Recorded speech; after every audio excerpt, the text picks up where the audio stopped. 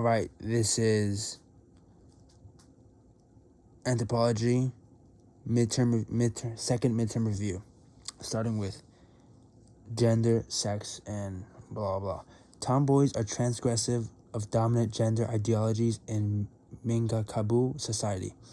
Transvesti Brazil are bio males who keep their male attributes but alter their body to look more feminine and have boyfriends. USA is male.female. Brazil is male.not male. It really depends a lot. It's like weird over there. Emily Martin's article on the egg and sperm and the symbolic dimension of gender ideology. The sperm was considered active while the eggs were passive, and then binary oppositions. It was considered male biology was productive while female biology was wasteful. The femme fatale is when a woman prays and victimizes men.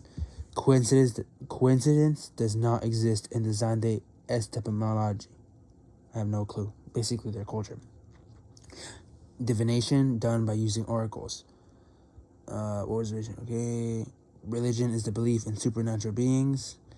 Azande, make no distinction between natural and supernatural. The universal human need to minimize uncertainty and insecurity. That's what they say is why we created religion and have all those beliefs. Both magic and religion have beliefs, rites and rituals, and ideas of good and evil. There is no church of magic.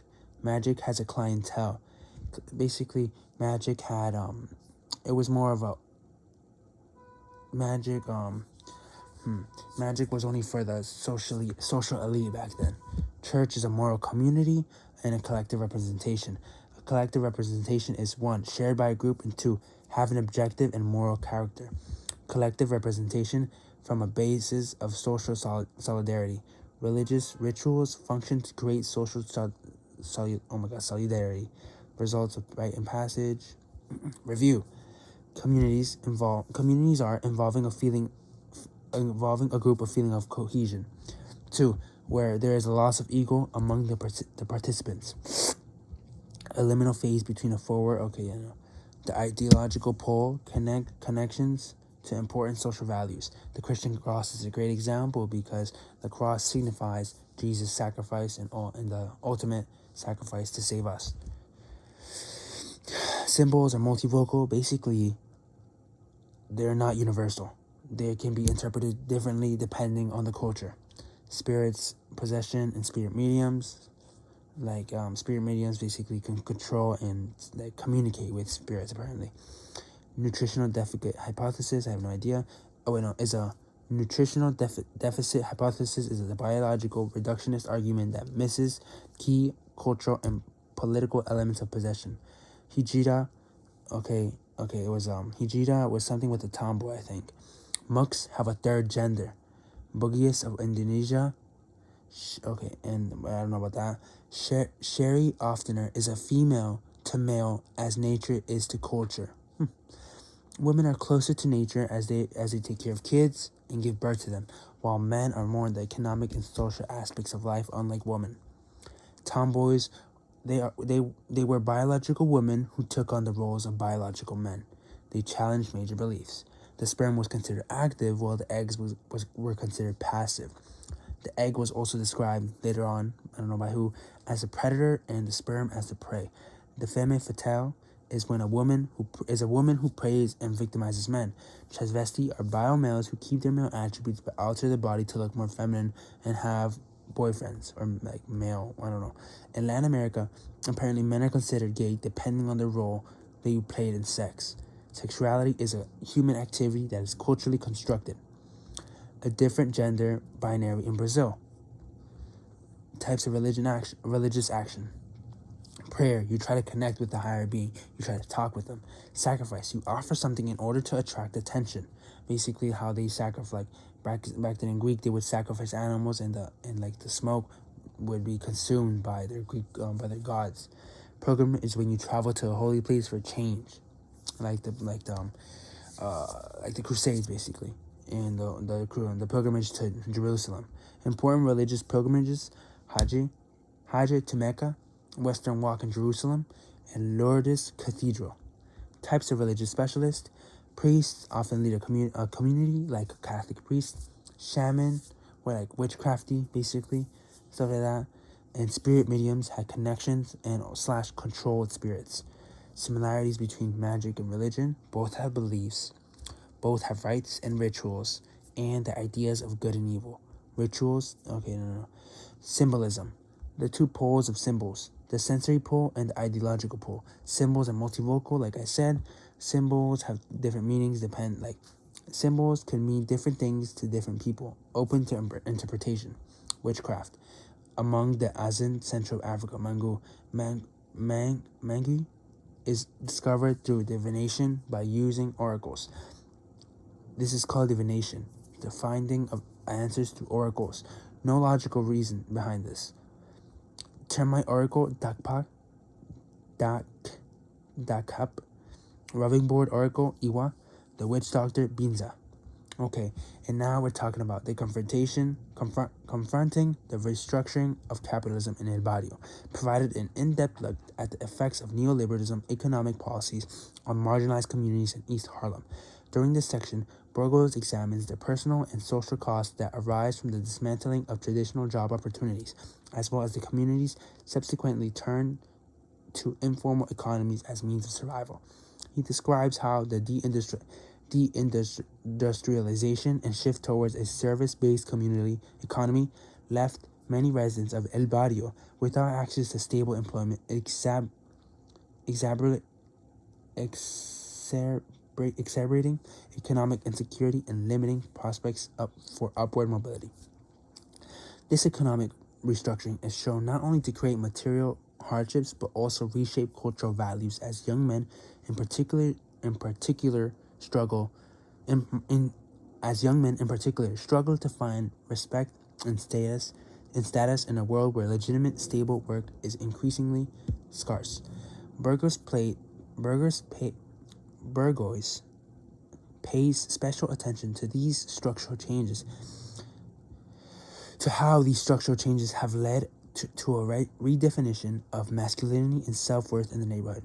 With few legal avenues to secure a steady income, young men turn to the drug trade, which offers both financial rewards and a way to assert masculinity and pride in the face of limited options. Burgos describes how the drug economy, despite its dangers and instability, provided a sense of agency and respect that traditional jobs once offered.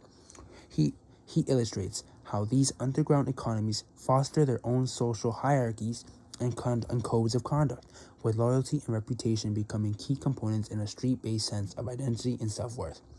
This redefinition of identity within El Barrio is portrayed as both a resistance to and a product of the limited opportunities imposed by the capitalist system.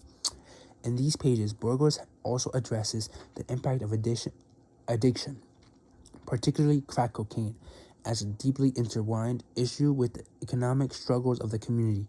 He explains that addiction is not simply an individual failing, but a coping mechanism for the pervasive stress, trauma, and lack of opportunity in East Harlem.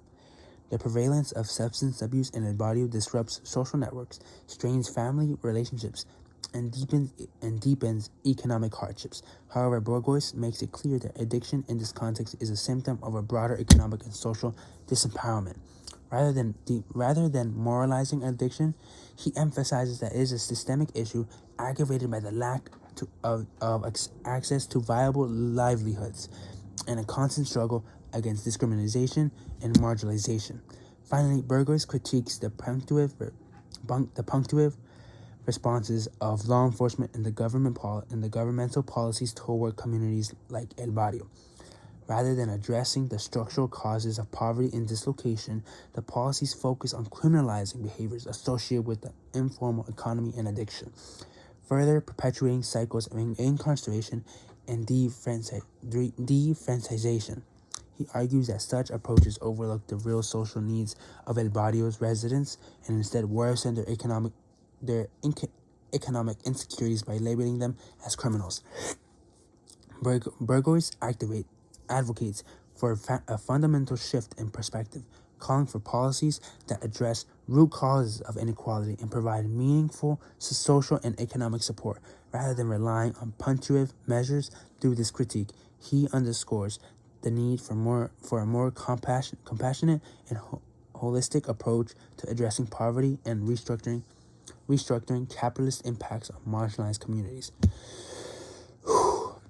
Marvin Harris the Potluck that delves into the social and economic significance of the potluck ritual practiced by indigenous groups of the Pacific Northwest, such as the Kuwait and Haida. And linked at its core, the potluck was a ceremonial feast where chiefs and high-ranking members demonstrate their wealth and power by giving away or sometimes even destroying large amounts of valuable goods, such as blankets, food, copper artifacts. This public display of wealth was not only an act of charity, but a critical tool for achieving social status and prestige within the tribe. The potluck was marked by competition between leaders, each striving to outdo others through extravagant generosity. Harris argues that these displays of generosity reinforced social hierarchy, allowing leaders to elevate their rank and affirm alliances with other chiefs, a practice crucial for maintaining social order within complex tribal structures. Beyond the social aspect, Harris emphasizes the material and ecological underpinnings of the potluck, where he interprets as an adaptive economic mechanism. The Pacific Northwest tribes lived in an environment rich in resources, particularly salmon, which was also abundant during certain seasons but absent in others. This seasonal abundance and scarcity led to the development of storage practices and redistributive systems to prevent over-accumulation or waste. Harris suggests that the potluck served as a system of economic redistribution where surplus goods from wealthier households or clans were redistributed to those with fewer resources, especially during times of scarcity. By regulating the flow of resources within the community, the potluck helped mitigate the risk of starvation during harsh seasons, ensuring that no clan hoarded excess goods, thereby maintaining the community's resilience.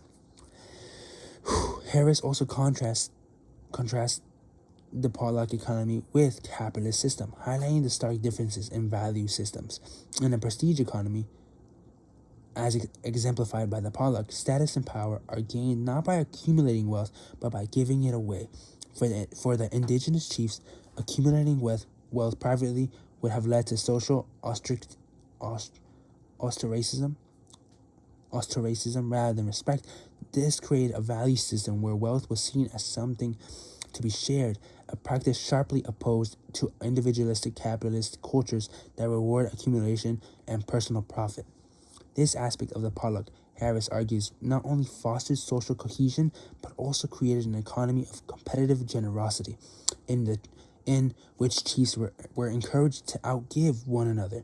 The destruction of goods during the potluck, such as burning valuable coppers or blankets, served to demonstrate the chief's wealth by showing he could afford to waste it, further emphasizing his social power. Harris further explores the impacts of colonialism on the potluck system. During the 19th and early 20th centuries, European settlers and the Canadian government viewed the potluck as wasteful and a threat to civilized economic values.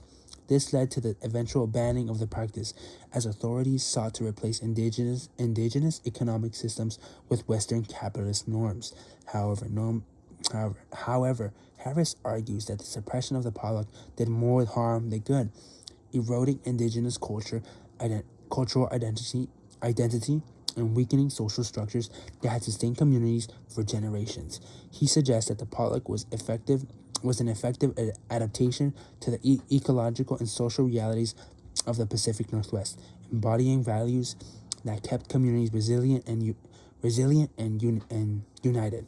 By emphasizing both the materials and symbolic functions of the potluck, Harris portrays it as a sophisticated system that balanced ecological sustainability, social order, and cultural identity. That's it for the review. Bye-bye.